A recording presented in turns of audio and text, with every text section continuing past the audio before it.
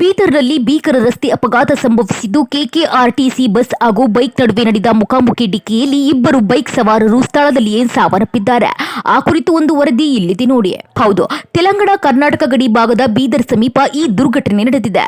ಹುಮನಾಬಾದ್ನಿಂದ ಹೈದರಾಬಾದ್ ಕಡೆಗೆ ತೆರಳುತ್ತಿದ್ದ KKRTC bus ಹಾಗೂ ಎದುರಿನಿಂದ ಬರುತ್ತಿದ್ದ ಬೈಕ್ ನಡುವೆ ಭೀಕರ ಮುಖಾಮುಖಿ ಡಿಕ್ಕಿ ಸಂಭವಿಸಿದೆ. ಡಿಕ್ಕಿಯ ತೀವ್ರತೆಗೆ ಬೈಕ್ ಸಂಪೂರ್ಣ ನಜ್ಜುಗುಜ್ಜಾಗಿದ್ದು ಇಬ್ಬರು ಸವಾರರು ಸ್ಥಳದಲ್ಲಿಯೇ ಮೃತಪಟ್ಟಿದ್ದಾರೆ. ಇನ್ನು ಮೃತರನ್ನ ಬೀದರ್ ತಾಲೂಕಿನ ಬಂಗ್ಲಾ ಮರ್ಜಾಪುರ ಗ್ರಾಮದ ನರಸಿಂಹುಲು ಹಾಗೂ ಅರುಣ್ ಎಂದು ಗುರುತಿಸಲಾಗಿದೆ. ಇಬ್ಬರು ತಮ್ಮ ಊರಿನಿಂದ ಕೌಟಾ ಗ್ರಾಮಕ್ಕೆ ತೆರಳುತ್ತಿದ್ದ ವೇಳೆ ಈ ದುರ್ಘಟನೆ ಸಂಭವಿಸಿದೆ. ಇನ್ನು ಅಪಘಾತದ ಪರಿಣಾಮ ಕೆಕೆಆರ್ಟಿಸಿ ಬಸ್ನಲ್ಲಿದ್ದ ಸುಮಾರು 13 ಪ್ರಯಾಣಿಕರಿಗೆ ಸಣ್ಣ ಪುಟ್ಟ ಗಾಯಗಳಾಗಿವೆ.